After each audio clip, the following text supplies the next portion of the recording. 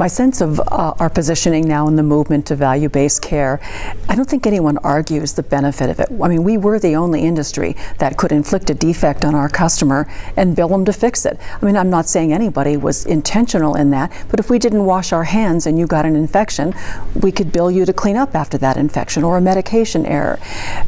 So I don't think anyone disputes the value of it, but we're in the middle of some fits and starts, as is to be expected when you're making a wholesale transition to a brand new payment model.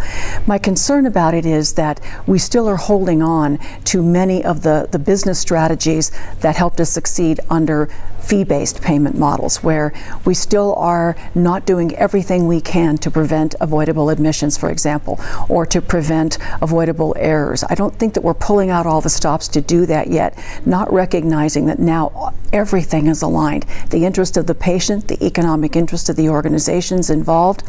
I do think that it's hard to make that transition with pedal to the metal, going as fast as we can to do that. So I recognize that in some cases we have to slow down in order to go faster, but I never want us to lose the sight of that goal of getting us out of the fee base, which I think has been a toxic payment model and proven itself to be so.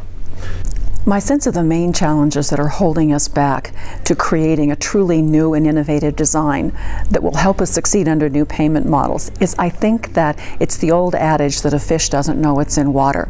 We're steeped in our own system, and it's extraordinarily difficult for us to think our way out of what we ourselves have created. So I'm thinking that the answer to that is in the stories and through the eyes of patients.